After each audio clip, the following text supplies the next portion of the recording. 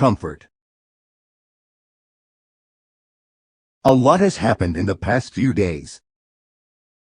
Tom went from being Green Hills police chief to saving the world from a socially inept mad scientist. Now, he and his wife Maddie were now taking care of a teenage alien hedgehog from another world, and it was surprisingly going well. Sonic knew a lot about Earth, but bringing him into a family was difficult for him. He hasn't had a proper family in a decade, and sometimes that fact was still unbelievable for Tom and Maddie, but they didn't care. They were family now.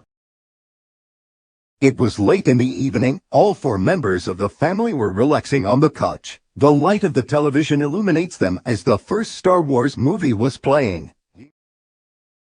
Ozzy was sleeping on the rug below Sonic's feet, while Sid Allen above the dog was attempting to keep his eyes open. He told Tom that he was going to stay up and he intended to keep that promise. However, it seemed like that was getting harder and harder for the Blue Devil, and Maddie noticed his battle. I think we should put you to bed, Maddie whispered, smiling. Tom heard his wife and looked down at the hedgehog. He chuckled, noticing how hard he was trying to stay awake. Oh, come on, I told Tom over here that I was going to stay up, and that is what I'm going to do. The officer rolled his eyes. Sonic glared at him. Come on, kid, don't worry about it. We were all tired anyway. Tom reassured him. Sonic rolled his eyes before standing up, walking ahead of them to go up to the attic.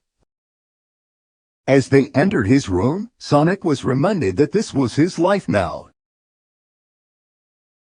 He didn't have to dumpster dive for food anymore. He didn't have to worry about getting caught. And he doesn't have to watch from the sidelines anymore. Besides, everyone in this town knows that he exists now. He can be free. Just thinking about this makes Sonic grin. As they said their goodnights, Maddie bent down to reach the alien's height with her arms were held out. Sonic looked at her in confusion. What are you doing? Wait, you haven't had a hug before. Maddie glanced at Tom, confused. Sid Man looked down at Sonic, who seemed to be frozen. It felt like hours before Sonic came back to life. A hug? Oh, I get it now. It's just that. Sonic, are you all right? His eyes felt wet. He should feel this much emotion, but he does. He hasn't gotten a hug in years, the last being from Longclaw before she sacrificed herself for him. Sonic snapped out of it before falling into Maddie's arms, hugging her as tight as he possibly could. Maddie was startled by the sudden weight, but hugged back. It's been such a long time. Sonic sobbed out. Maddie, at this remark, hugged Sonic tighter. She then stood up with the Blue Devil against her chest. He needed this and she was going to help him. They were going to help him. She turned to her husband, who was watching the whole interaction. Sonic's reaction made so much sense to Tom. He was practically running in circles with excitement when he offered the hedgehog a high five. The officer heard Maddie muttering to Sonic as she rubbed his back in comfort. After a while, Sonic stopped crying. Tom assumed that he fell asleep in his wife's arms. This assumption was proven a few seconds later when the kids started snoring softly. Maddie took this opportunity to tuck him into bed, beaming at Tom as she did so. The sheriff smiled as he silently walked over to his wife. Good night, kid.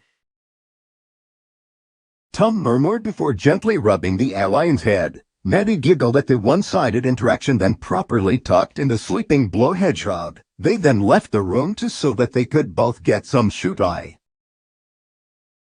Gosh, you goose are so cute.